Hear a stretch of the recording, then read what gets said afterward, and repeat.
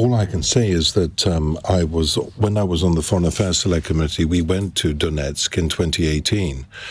And the independent OSCE monitors on the ground said at that time the ceasefire violations were on both sides, both the Ukrainians and the Russians. Since then, we've had a war that's lasted for over 3 years with tens of thousands, hundreds of thousands of people being killed, whole communities being wiped out.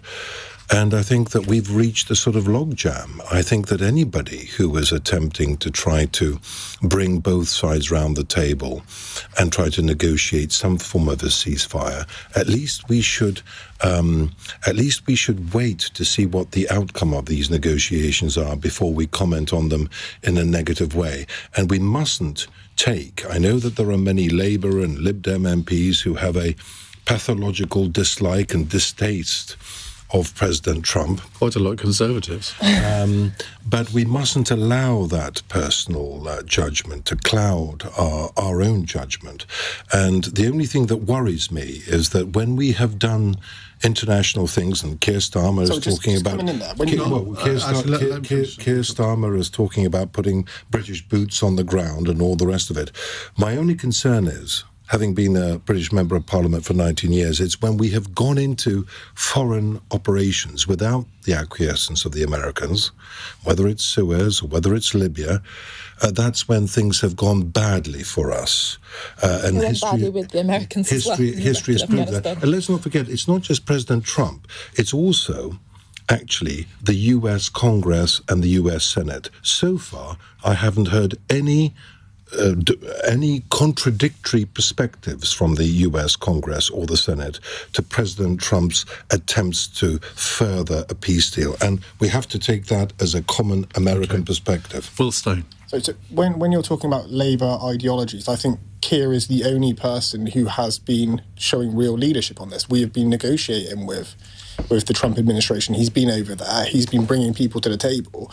But as to the point of the caller coming in, this is not a game. It's not playing cards. I'm an ex-soldier. I'm an ex-service personnel. This is real people's lives. So we absolutely have to work together. But I don't think it's fair to say that Labour MPs or Lib Dem MPs are taking a position against Trump. I am looking at it from a pragmatic position. I think Keir has been a leader in this space. I think that was completely false what you just said. Well, we've had Mr. Lammy, who is... Mr. Lammy, who was out in America. Mr. Lammy, who was on LBC, who was a commentator on LBC for many years.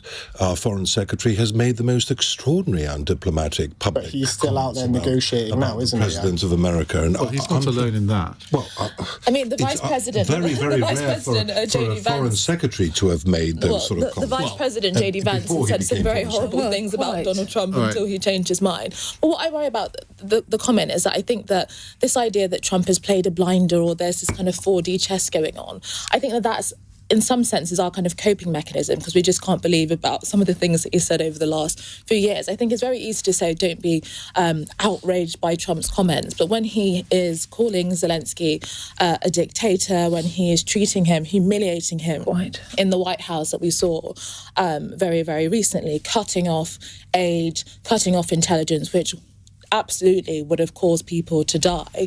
It's hard not to be extremely worried about what kind of ceasefire or what kind of peace he is trying to broker here. And I think that, yes, Ukrainians more than anybody want this war to end. And of course, the easiest way to do that is for Russia to withdraw its troops. But anything that's going to be negotiated must be a lasting peace. It should not just be peace for the sake of it, because that will only cause similar things that have happened over the last few years, which is Russia is then emboldened and the Ukrainian lives are put at risk. So what I would like to see is what has already been said, the continuation of what Starmer is doing in other European countries, which is holding their feet to the fire, increasing their defence spending, removing their reliance on the US, because it does seem, very sadly, that they are no longer the trusted, reliable ally that we've had for, a century, really. I think it would be silly to say we cannot rely on the US. I think we have to work together constructively. I think that is the reality. But not the dependency that we've seen. It's not dependency. How can you trust Trump after everything he's done? And to Daniel's point, who says this is just all a personal war by Lib Dem and Labour MPs,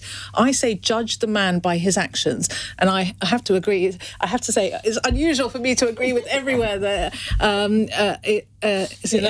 Inaya has said. But I absolutely agree with her. And to Andrew's question,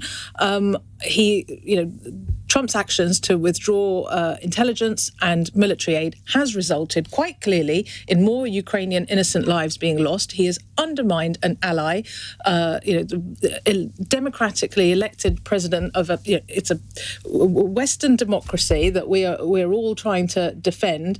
And I think the problem is that these hardball tactics, and if Putin is rewarded as a result of these hardball tactics, my question is where next and who next? It is going to embolden other aggressors, and therefore we need to. I'm encouraged by the ceasefire, but it must lead to a just peace.